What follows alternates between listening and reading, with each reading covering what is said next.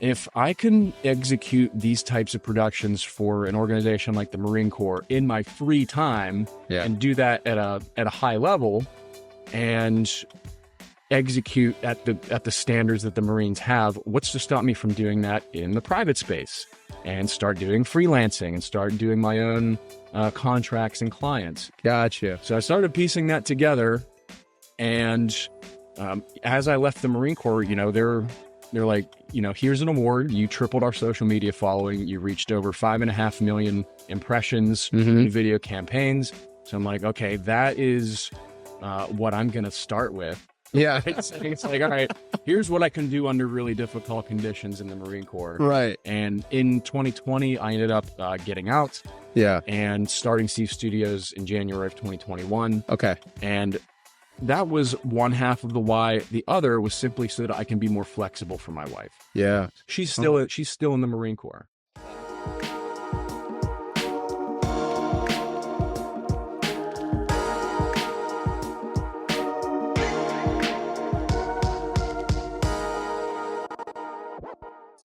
What's going on, everybody? Welcome to another killer, banger episode of the Forever Podcast. It's your boy, it's your host, Jamar Jones. I'm the founder of Forever Media, national keynote speaker, and the author of the book, Change Your Circle, Change Your Life. And we go and dive into a particular topic, an industry that I really love, which is production. And really how to market yourself, how to get out there, how to, elevate your brand. And we're going to go into the story. I always give a little bit of a background of how we met. And we actually met at BeastX. It was in Denver, and it was an incredible event. It just, I can't put words on it because it was with my man, Travis Lochner. He's a beast. Get it? Yeah. So, we met out there, and he was actually doing the videography. Not Travis, Jesse. And so I just want to make sure you don't get confused. But we met, and he was doing the videography for the event, doing a full recap, and we got to chop it up. And after a year later, we actually got here in the making. So he's actually the owner of Steve Studios. And yeah, we got my man Jesse in the building. What's going on, man? Mark, it's awesome to talk to you, man. This is great. And after a year of the BeastX experience, I think just nostalgic that we can look back to see how amazing that was, bringing oh my God, all these people together. And I know I went out on a whim, right? So yeah. Travis asked, we were talking, and I'm like, do you have people making recap videos of this? Because I'm looking for a good reason to go, get my travels in. I love Denver. I love what Travis is doing, and obviously meeting you there. And all the incredible people that were just brought together for this thing. We're still seeing the effects of doing something like that and going outside of your comfort zone, expanding your circles. That's what you're all about, man. That experience leading into now following up with you. It's just awesome to be catching up again. But now knowing what you're up to, and with what we have going on, I'm just excited. There's a lot to talk about. Oh yeah. I mean, and I love to see your growth too. Ever since we met, obviously we've been following each other on LinkedIn, and just seeing your growth, man, already. This beautiful studio that we're in right now. This is in Maryland and Annapolis, right? Did I say that right? Annapolis, Maryland. Beautiful view of the water, by the way. If you come out and come kick it with my boy, you're going to have a beautiful view of the water, and an excellent service here as we're live in your studio right now. And it's beautiful, man. You have a full setup in this mug. I mean, it's incredible. And you built a lot of it from your two hands. Which is it's amazing. I love when people build stuff with their own, it just shows the ingenuity behind it, and there's a lot that goes into that. Why build the studio? Let's start there real quick. Why build the studio, and what is it for? Great question. And thank you for the kind words. It's Yeah. awesome to be using it for its intended purpose. Yeah. So why build a studio? So we live in a very hybrid digital culture. And this is post-COVID. Everyone understands the utility of working remotely. That's become very popular. And there's a few reasons why. So my background is actually something that I think, have in common is music. So I went to school for music. I auditioned for the Marine Corps and ended up serving 4 years in the United States Marine Drum and Bugle Corps as a drummer. So that was my foundation. Very musical person. I had a decade of experience leading up to that. And my wife is also a Marine Corps musician, and she's in the President's Zone. So we're both musical, artistic people. So at a base level, we like the idea of having a space in our house that we can come practice our instruments, right? If we wanted to start recording things, and I happen to be a published composer, and I've taught a number of different organizations and institutions from high school, college, and beyond. And being able to create digital assets in-house, literally, is, to me, a COVID-proof, fulfilling, and sustainable and lucrative business model. Right? Because this is something that I can go and do anytime. I have like I said earlier, it's the shortest commute you can get. Right? So it's like, I really am just so fortunate to be able to be in a position where we can do this. And, the other reason why is because it's just in alignment with what we're doing with Seif Studios, which is just providing, top level production services as well as consulting and coaching. Yeah. And it's something that has been a dream for a while, and it, takes time to get the resources together and planning, and none of it would have been possible if we didn't have the skill sets that we have and the desires that we have. So my wife is an incredible interior designer. Yeah. In addition to being a musician. So she really spearheaded the aesthetics and a lot of the nuances that I couldn't possibly, be able to do without a lot of research. And her father is a retired architect, and he was kind of the supervisor, the brains, and provided us a lot of the tools and the know-how to be able to pull this off in a DIY fashion. And that's what really made it possible, because other than that, it would have taken years and years and years to do this. But the timing was good. Other than that, we just had our twin daughters in January, which we're super grateful. Congrats. Yes, thank you so much. If I would have done it differently, I probably wouldn't have built the studio right before they were born. But nonetheless, now we are now, open for business, open to host clients here. Yeah. But it was an 8-month build. It was a very tedious process, but it's good. It's good to be on the. Yeah, that's incredible. And what got you also into entrepreneurship? Never asked you that. Like, why entrepreneurship? Really good question. So, as I mentioned, the music background started with composing my own piece for the audition for the Marines. Okay. And that piece is called Chopstikovich. If you type my name into YouTube, you'll probably see a lot of drumming videos. Okay. And that is the catalyst that kind of proved the possibility to me, right? It proved that being an entrepreneur was possible, because I wrote this piece out, and the only reason I did is because it was required for the audition. But I'm like, all right, I'll put this out there. I'll put the YouTube video up. That'll be my audition video. I have the piece, and I was approached by Tapspace, and they're a music publishing company. Okay. And they're like, have you ever thought about publishing this? And I'm like, I haven't until now. So they're like, let's do it.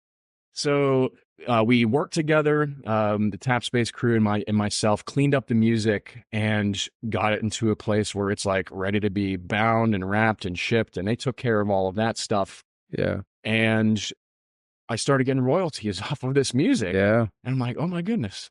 I start seeing like sales coming in, and I had a website with other pieces, and people that saw the video went to the website, downloaded the music, and it went to a Stripe account and into my bank account. I'm like, okay, that's possible. Right. In the meantime, I'm joining the Marine Corps. So like the idea of entrepreneurship is kind of just in the back of my head. And it really wasn't until I got out of the Marines, which, by the way, I spent 3 years of that 4-year enlistment in the public affairs office. Okay. So learning these marketing skills and social media, doing a lot of the outward facing campaigns for the Marine Corps, which, if you know anything about the Marines, they very much care about their brand. Yes. So high stakes. We're in a ceremonial unit in Washington, D.C., representing high visibility military units. And they were turning to me to create commercials and okay. So it had to be really good. And I didn't have a lot of resources and really short timelines. I had another job on top of it, which was being a musician. So I'm like, okay, let's think about this here. If I can execute these types of productions for an organization like the Marine Corps in my free time and do that at a high level and execute at the standards that the Marines have, what's to stop me from doing that in the private space and start doing freelancing and start doing my own contracts and clients? Gotcha. So I started piecing that together. And as I left the Marine Corps, they're like, here's an award. You tripled our social media following. You reached over 5.5 million impressions in video campaigns. So I'm like, okay, that is what I'm going to start with. Yeah. It's like, all right, here's what I can do under really difficult conditions in the Marine Corps. Right. And in 2020, I ended up getting out. Yeah. And starting Steve Studios in January of 2021. Okay. And that was one half of the why. The other was simply so that I can be more flexible for my wife. Yeah. She's still in the Marine Corps. Okay. And being the one that can be flexible with my schedule, and if we're raising a family together, it helps if two people aren't in the military who have no control of their schedule, essentially. So, and that was my primary motivation. Yeah. And once I decided to do it, I'm like, I have no other choice. And I'm going all in. Yeah. That's how it started. So it really was for the freedom. But you also got a taste of it before the Marine Corps. And then even inside the Marine Corps, you started to actually develop the skills, to actually, run campaigns. How do you grow a brand? I mean, especially under the tight deadlines. I often tell people that being an entertainer or being a musician is a gateway into entrepreneurship, because you essentially are an entrepreneur because there's really no written path for someone that's in music. It's a very, for the most part, it's a lonely road. There's no one, a lot of times, like in school and stuff, you get to, have a teacher, you get to have mentors, you get to, like, there's kind of like a way to get in certain occupations, but like for a musician, you kind of, a lot of stuff is, I mean, there's lessons and stuff you can get, but once you really start getting into it, it's kind of a self-taught thing. You got to learn a lot. You got to kind of self-educate, kind of try a bunch of stuff, present yourself, especially if you're a solo act. Like, you have to learn a lot of principles about like starting a business, how to work with people. Yeah. How to adjust and adapt and listen, right? Yes. It's like work with people. Yeah. The improvisation skills alone is an entrepreneurial trait. Yeah. I've leaned on a lot. It's like, how do you figure it out? If things don't go as planned, how can you adjust and keep playing? More importantly. Yeah. It's like such a slept on skill. I feel like, just being a musician, it just, being an entertainer, because like when I was in music, like that, everything that I did when I was a hip hop artist, I've applied it to business, like everything, for the marketing, the websites. Like, I was pitching and selling myself to all these different venues and promoters and and getting booked. I booked over, the peak I was doing like 100 shows a year. So I was like performing like every weekend. I'm out. And then I'm back to the day job, and then I'm out, and then back to the day job, out. So, but I learned all those elements of how to sell, business development, marketing, legal, because I had to make sure my stuff was all put together. And I learned about those things. It's just so crucial for business. And so I feel like it's like a slept on skill that's not like often thought about as like a real business skill, but I think it is. I think it's and you have a huge advantage because you've already maybe gotten turned down. You've already, had some of that pushback, as you're growing, even the music stuff you did do before the Marine Corps, and now like you're able to then apply that to business. So like, oh, somebody didn't call me back. Okay, all right. I don't think I've ever gotten an audition on the first time. Yeah, I've tried for all kinds of different drum corps and competitive organizations, and getting into music school. I have really no background in music. I didn't get it in my first year. Yeah, like I took all the requirements, the prerequisites, and then the next year I'm like, all right, I'm working up I'm basically filling in the gaps of where I failed the first time. Yeah. So that the next time that I go back, I know what to expect. And that is exactly what you need to do in entrepreneurship. Yeah. Yeah. You got to learn that stuff. If people think it's easy, it is not easy. I don't care what they paint on social media. Entrepreneurship is probably one of the toughest things you could do. I feel like in any field. So kind of going into, who do you serve? What are some special projects that you want to just talk about real quick? Yeah. Like just things that you really love doing. And talk a little bit about the process as well. Yeah, absolutely. So our niche is basically workforce development. Okay. And we're focusing on hiring individuals. So that interchange between candidate and recruiter. So focusing kind of on that vertical, asking ourselves the question, how can we streamline those interactions with folks so that we can make the job search a little less painful and more transparent and authentic? Mm-hmm.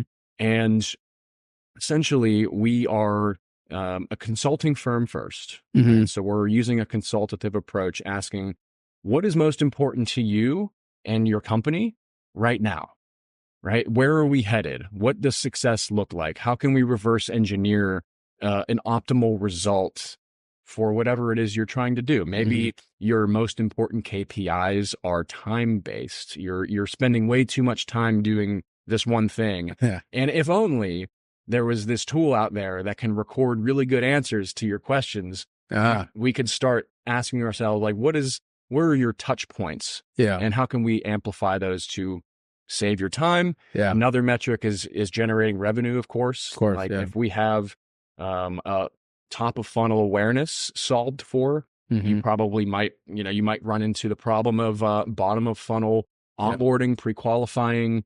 And, how can we give everyone a good experience as they come through that client journey? And how can we be proactive and empathetic by educating them in advance so that you have a better experience from being a stranger to being an onboarded employee or client? Gotcha. So we're looking at that whole life cycle on a consultative model and finding out where are the interactions, where are the touch points. And then we're saying, what's the results mechanism for you to invest in media? How are we going to know that this is a good investment? So, we're a production company. That's the other arm of the business, but I'm not the guy that's going to sell you videos if you don't need them. Right? Like we want to prove that it'll be effective first. Yeah. And that makes it a very easy decision to invest in media because you can see, by using the scientific method, here's what we hypothesize our audience wants to hear. Here's what they need to know, think, and do for us to be successful as a business. And then we're going to put that on trial. Yeah. We're going to ask ourselves, does that work or does it not work? And we're going to find out what works and do more of that. That's the level of clarity that we want before saying, let's go ahead and shoot a commercial. Yeah. Right? It's like, let's slow down and map. That's great because that oftentimes like that doesn't happen. That level of clarity. Yeah. Oh my God, the amount of times people have come to us to just be like, yeah, I want this. We need a video. Why? I don't know. Somebody told me I need a video. Everyone else is doing video. Surely we must. Yeah. Like, holy crap. You didn't think about this any further than what you just did. Right. We need a video. It's crazy. Yeah. It's crazy, but it's asking the questions like attribution, right? It's always solving for the outcomes. Yeah. Okay. So if we have a video, where does it go? Yeah. Right. And I always use that as a future state. So you asked about the process. I ask, let's say we give you everything you want. Yeah. What platforms are you posting it on? Yeah. Are you going to be recycling it? Are you going to be redistributing it on other platforms? That helps us as the production company format the actual deliverables for the application that's going to be on. Yeah. But if they don't really have a good answer to that question, then we're kind of just hoping and praying that it delivers some value for them. Right. And a lot of people get that confused because they see viral videos. Yeah. And they think that that is what success is. Yeah. But if you don't have a way to capitalize on that one metric, which is people seeing it, then we have some more work to do. Right? So those are the conversations that I like having with people in that industry. Yeah. I do work with government as well. Okay. So we have a strategic partner, Guide on Education. Okay. And Ashley's great. And she's also a service disabled veteran-owned small business. Mm-hmm. And in that space, we're working to create trainings for people. So if it's not a sales or marketing related goal, it's usually a training related thing. So that's how we kind of just break out the types of projects that we do. Okay. And if it's training, we're asking, okay, is it internal onboarding, company culture type training, or is it client education or customer education? So blending some coaching skills with that and making sure that the learning outcomes, similar to the KPIs for the, the sales, business metrics, we're asking, how do we want people to feel? What do we want them to know? And how can we prove it so that comprehension is solved for in your training modules? Yeah. So you work with workforce, government, anybody else? Education. Yeah. Okay. So I have a great relationship with the Sheffield Institute for the Recording Arts. Okay. And they've been around since the 60s as a production studio. Okay. But they also have a school. Yeah. And they do audio, video, and technical training for industry certification. Yeah. So worked with a number of different academic institutions, both online and in person, like the Catholic High School of Baltimore is another example. Yeah. But in a way, that's workforce development, right? You're educating people to be able to accept and apply for the jobs and careers that they want. Yeah. But then getting actually to the recruiters themselves and being able to save them time and make their lives easier, that will be just a better experience for the candidate. Yeah. No, that's cool. And what made you decide, just as I'm more asking this question as you're a business owner, what made you decide to go into those fields? Is it because of a comfort thing that you already knew some people? Like, because I think a lot of our listeners are entrepreneurs. And, oftentimes you try to figure out like, well, who do you serve? And I think with video, I think in the beginning, it's like, well, I could do it for everybody. Right. I could point this camera at anything and record it and give it to you. Like, I could do it. But why did you choose that? Oh, such a good question. It really comes down to trust. And the base level trust in the military community is one of the biggest advantages and differentiators that I've had. Yeah. Being a Marine Corps veteran, being in the space and accepting that there are just a massive population of military veterans, more so than active duty. Like people don't realize that the military is pretty big, but the number of people that were in the military is way bigger. Yeah. And that is just a common ground level of trust that has already been built by nature of serving in the military that is not a barrier for networking. So I started going out into Washington, D.C., I like to say aggressively networking. It's just me not being aggressive when I'm meeting people, but pushing myself to go to as many events as possible, having conversations. And I just started kind of collecting data set. Okay. And that sounds really nerdy, but trends and patterns to say, like, what are people in this space focused on? And it always came back to the veteran community and how can we help that population transfer their skills from the military into meaningful and lucrative careers. Yeah. And I had actually a second business venture, and it was more of a nonprofit function, but we did career development conventions and personal branding for like transitioning military and spouses.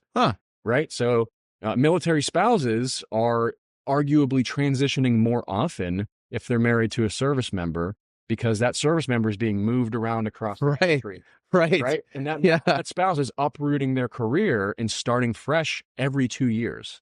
Wow. The entire duration of that enlistment. So there's a huge need for that. And there's a huge need for people to be able to communicate their value to employers. Yeah. And likewise, employers stand just as much to gain by being able to communicate their value to a population of candidates. Yeah, yeah. So it's that interchange that I just really started to study and see that it's still humans talking to humans. Yeah, yeah. Right? Like, that's something that's not going to change. Yeah. B to B, B to C, B to G is always human to human. Yeah. And that was a catalyst always, that made me go into coaching. So yeah. I got a dual certification for life and health coaching. Okay. For my own well-being and for my own self-care. Yeah. But also to understand what really motivates people to do things. And I justified it to say, like, this will help my interview practice. I'll be able to, it's like, I'll be able to understand buyer psychology in the hiring space. Yeah. Because what happens whenever you're looking for a job? Your Maslow hierarchy of needs is being threatened. Yes. In every way. Yeah. Right. And that's such a stressful time for people that are in the job search. Especially the longer it goes. Yeah. You try to figure out, man, how long do I got? Exactly. It's compounding stress. You're challenged in every way. And that's often the mindset and the disposition that you're in for an interview. Yeah. And having the stakes as high as they can be, your livelihood, your ability to protect your family, and your ability to just, be in society. It's like, that is what is on the line in this interaction, in representing yourself, in building your personal brand and applying for that job. So I took it very personally because I was in that situation getting out of the Marine Corps.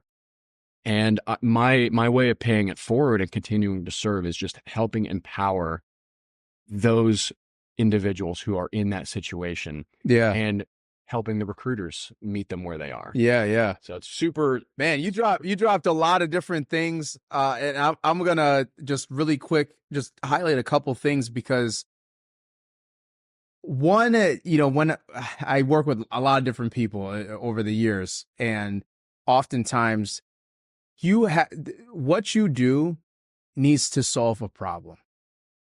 And when I asked you that question about, like, who did you serve, how'd you come to that? Not only did you tell me why, that was, but you also gave me what the pain is. I think people, a lot of entrepreneurs, sometimes they just want to do stuff and they think that the market wants this, but they don't. You have to solve a problem. You have to solve a pain point. Now, the cool thing is, the second piece I want to highlight also is that you dove really into your own personal brand of who you are and your own uniqueness and your lived experiences. And you use that to your advantage, which you should. I mean, you take what, God has given you, take what path that you've been going on, and you use that to your advantage. And you know that market. Now you went deeper and discovered more of why and what the pain points are to better serve that market. And you also have a story to tell. Every single time you meet a potential client, you have a direct connection and something that's relatable to them, that you can have that good, story time almost in the conversation, and then be able to take that into being like, yeah, I'm your choice. I'm your choice for this. We're right here, man. We're right here. Why would you go anywhere else?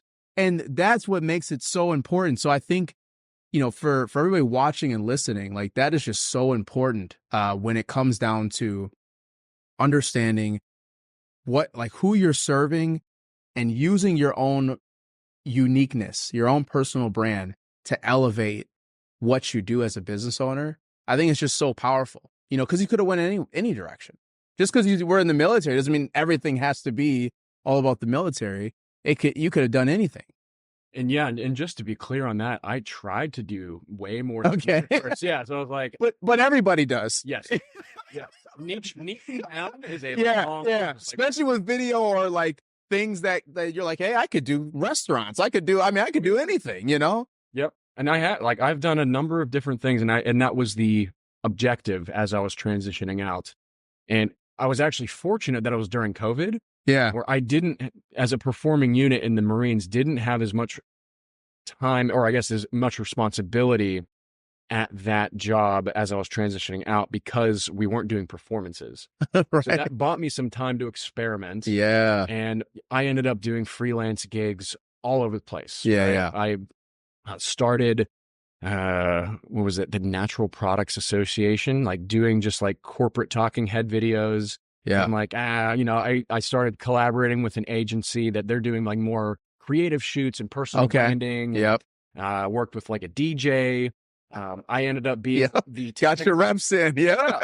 I ended up being the technical director for New York Fashion Week. Okay. It's like filming models and creating like hybrid experiences for New York Fashion Week. So I'm like, all right, I got to whittle this down and narrow it down. And it always just kept leading back into the network that I had already been building. Yeah. And it just made sense. Yeah. Yeah.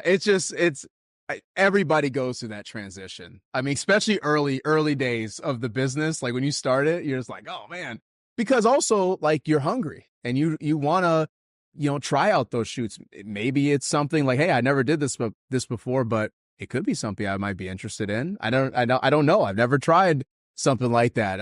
It could be a new challenge, for a business owner, but also you need to put food on the table also. So you want to hustle, you want to get some things going. And so oftentimes you have to figure out, what, like where your business is really going. I mean, it's everybody goes through it. I'm more just saying that also for the people watching and listening, because don't feel discouraged if you're going through this moment right now. Even Jesse, Jamar, like we've gone through these moments where you have to figure out who do you serve. And it's okay to have those experiences because also he can talk about those now. Yeah. It's okay to experiment. Yeah. Right? Yeah. Things, see what happens, right? There's a risk. Everyone has a risk tolerance. Yeah. And everyone has a comfort zone. And it's just playing with that, right? Seeing what happens, using whatever resources and time that you can spare to get real life feedback on what fills you up, what projects do you like working on, what's paying the bills, and get into a rhythm of what's working. Yeah. And just keep questioning that, right? Just like always be asking yourself, is this growing me in the way that I want to grow in? Yeah. And that's it. It takes as long as it takes. It's a process. And I'll just ask you this, one last quick question, because I'm really curious on it from the business standpoint. This is oftentimes there's a lot of questions that I get from when you're just starting in a business. Obviously, pricing is always a challenge. First of all, you're hungry. You're just like, yeah, I'll do it for that. Do it for that. Do it for that. As you grow, you've said, hey, we're more coaching, consulting. We figure out what exactly you need, and then figure out what to apply to it. Obviously, now you're kind of have full packages, and if it's campaigns, if it's different ways to work, how does your pricing, like how did you grow through pricing? As far as you go through your business, because everybody goes through this, and even they're still struggling. Even till this, because it's like, how do you price what you're worth, but you don't want to lose the client? So what does that world look like for you? Great topic. Yeah. We can go on. Yeah. So yeah, it's a great question. So at first, now I'm going to contextualize this in the creative videographer, right? You're trying to build a portfolio. Yeah. You're trying to build evidence that you can do what you say you do. Yeah. And a lot of times the value of that is worth doing it for less than it's actually worth, because the value of that case study or that portfolio piece for you makes up for the fact that you might not have charged what that thing is actually worth to the client. Yes.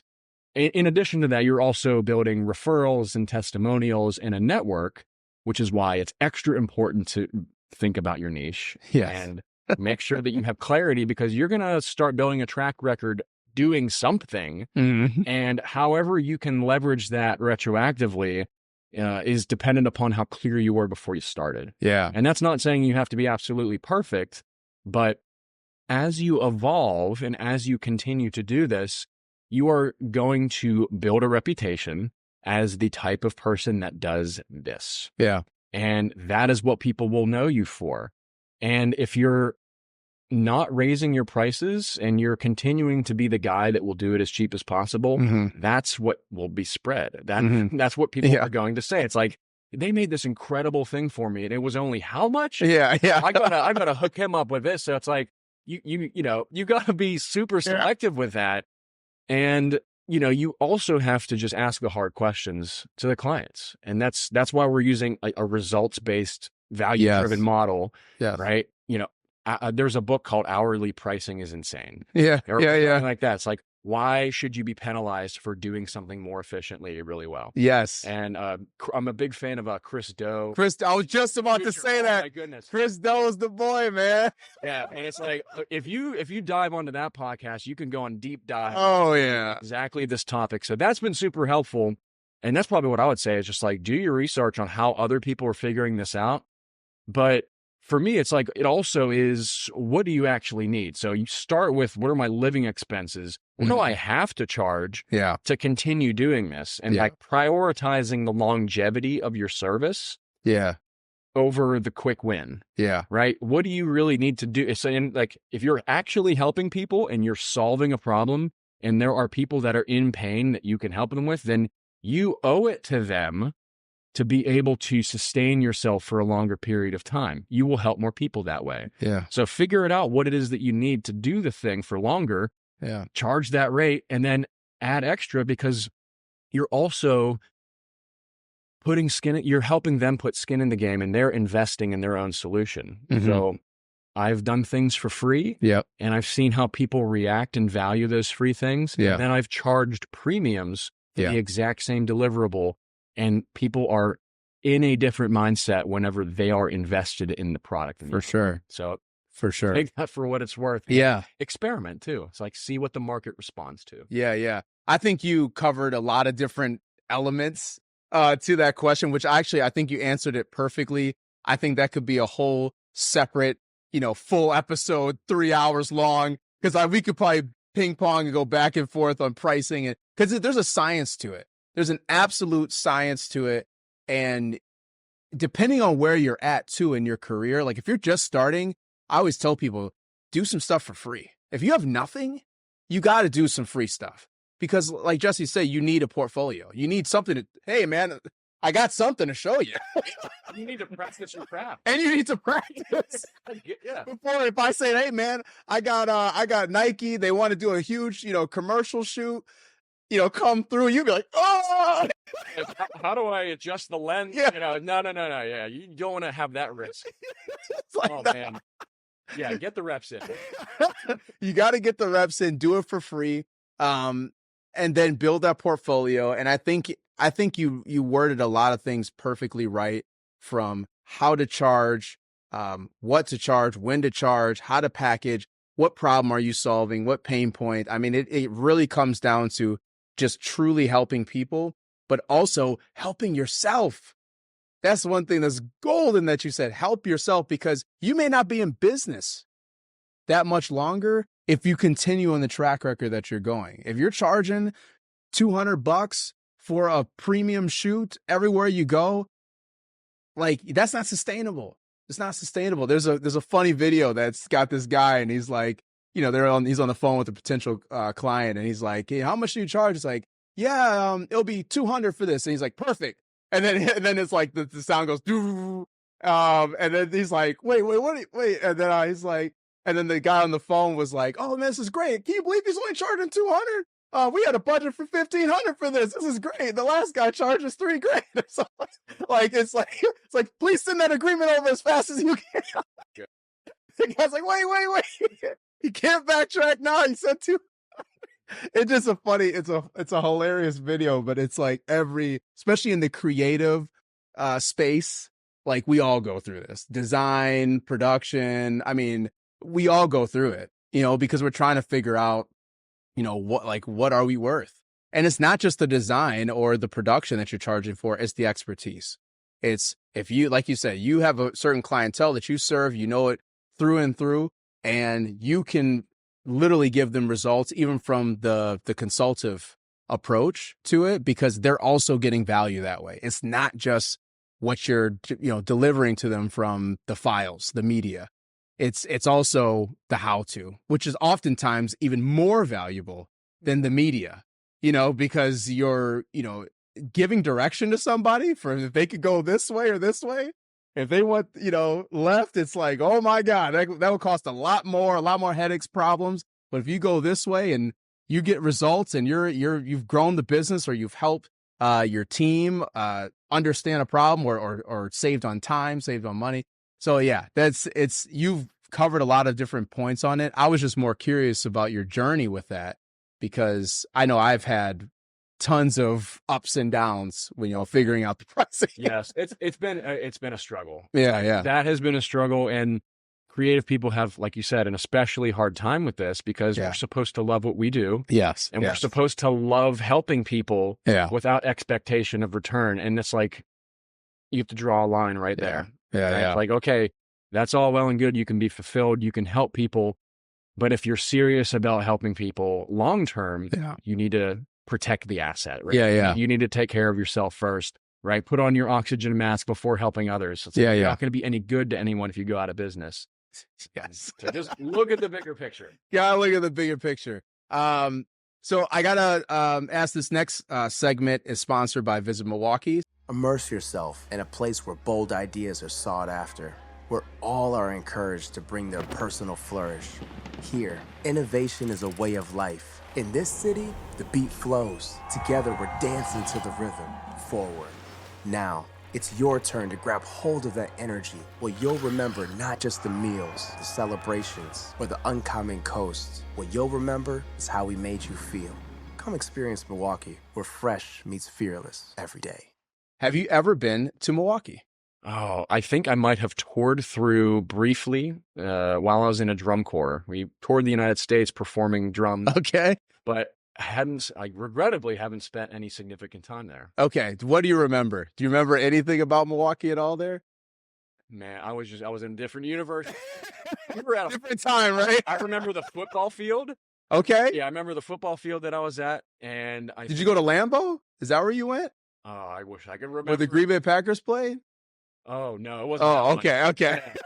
I remember that's like kind of an important highlight. Yeah. Of the city and the area. But but no, like I said, we rolled through in an evening. Yep. And we're out the next day. Yeah. But it's often like music, like you hit a city, you don't really get to explore much. You don't really get to see much. You do your thing, you're out. So what should I have seen while I was in Milwaukee? I mean, there's tons of stuff in Milwaukee. I mean, the food is incredible, especially if you go in the summer and fall. That's like the best time to go. But I feel like, Milwaukee's that kind of slept on city where it's like a little Chicago.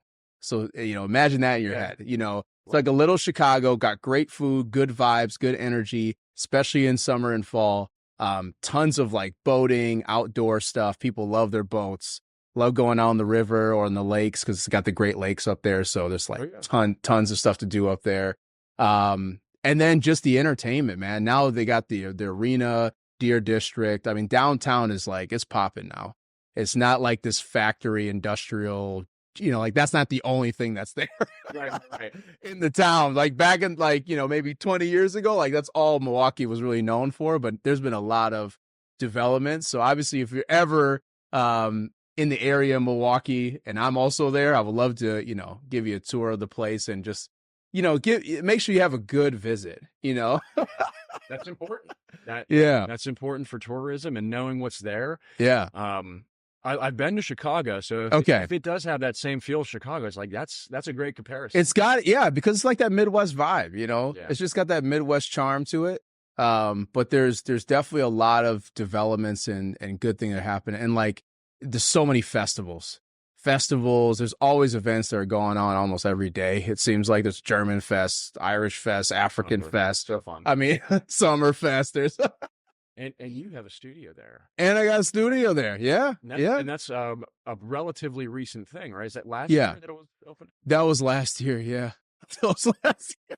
Well, I just got tired of like going different places, and like we had just equipment just sitting there. Yeah. And so I'm like, let's do something with this, man. Like, let's use our space. Like we had the office space already. I'm like, let's outfit a space that we always can record content in, and also help launch podcasts and do stuff. So yeah, that was a venture. It's still up. It's still running. Actually in a couple weeks, we're going to Milwaukee. I got to do a ton of filming, for that. A lot of clients want to use it. It's more on a reservation basis only now, because at a time we were going to do it like, you could book now and come in tomorrow. But that's when we had kind of a smaller team that was there, and now we just do it reservation, project only, and really just more about meeting their goals. Like, we'll do the occasional one-off if somebody just wants to use the studio for a little bit of time, but really, like, what are you trying to do? You know, like, is it a podcast, or is it a social media content? Like, what are you trying to do with the space? And let's help you get there.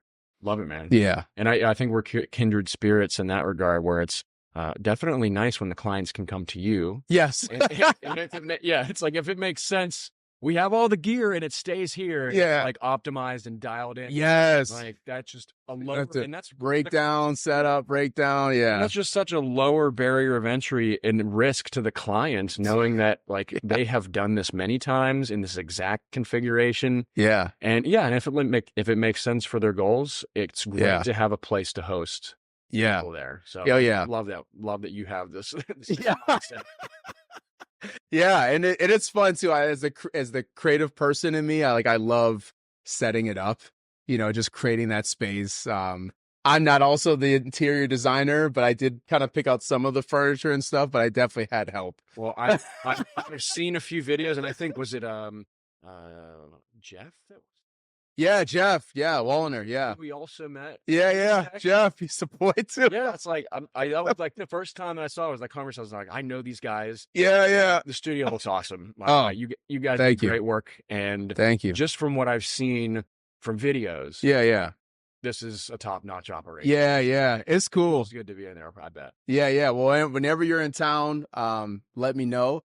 And so it's been fantastic having you on the pod, man.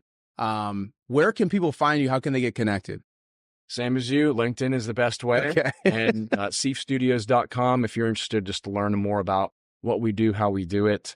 We're very open-minded to that, but if you are in workforce development especially, we'd be delighted to have a conversation. But I have an Instagram that's more of like my fun personal stuff, and that's just Jesse_Seif, SIEFF. But LinkedIn is where I'm focused on having productive conversations with the most people. And is that where you're getting most of your business from? Is it LinkedIn? Or where's like your best channel? Yeah. So LinkedIn is our best channel. I would probably say it's matched by in-person networking events. Interesting. Geographically, we're very fortunate here in the DMV area. Yeah. Be, in Annapolis. You're right there. Distant between Baltimore, Washington, D.C., Northern Virginia. Mm-hmm. So with all of the agencies and military installations and just companies, there's a high density of people that are in our target market. So I make a point to physically go out and network, meet people, shake their hands. And that is a fast track to just building trust and rapport. Yeah. And then the follow-up is on LinkedIn. Okay. And still, it's like, we have campaigns running for LinkedIn outreach and cold email outreach. Yeah. Testing those channels and seeing viability. But LinkedIn is great at staying organized with the people that are in your network too. So it's great for many reasons. Yeah. No, that's cool. I always ask that question to others, because oftentimes people are like, hey, where do you find business? And so by going to those networking events, you're literally trying to change your circle every single time and just get next to people and have that in-person connection, which is so powerful. And LinkedIn is a CRM. Yeah. If you really think about what it does, client relationship or customer relationship management, there you go. Yeah. You have a profile, you have a picture, you have their name and a way to contact them. Right. And you have the incredible advantage of sharing your own stuff. Yeah. And, being transparent and putting your stuff out there. So big fan of that platform. Awesome. So if you're hearing this, get on LinkedIn, start posting content, start being about it, because man, you could meet some incredible people. Thank you so much, Jesse, for being on the podcast. If you're listening and watching, please like, comment, subscribe on all the places. We're streaming everywhere. Definitely get in touch with Jesse if you've heard anything and you want to take the conversation to the next step. Reach out to him on LinkedIn and get involved. I mean, just reach out and start that conversation. I always tell every single time, you can't change your circle if you're just sitting there and not doing nothing. It takes action. So reach out to every single guest I have on here is reachable. So reach out to them and don't think that there's some person in the space, or like, oh man, they're so far out. Like I can never talk to this person. I can't reach them. It's like, reach out. And especially if you want some insight, if you want to have a great conversation, if you want him to come into your business and help get your brand to the next level, reach out to him. Jamar, thank you, my friend. This has been great. Awesome, man. Thank you. Till the next time, peace. Don't forget to like, comment, and subscribe. And don't forget to hit that notification bell for more amazing content that we're going to be putting out. And don't forget, you can change your circle to change your life.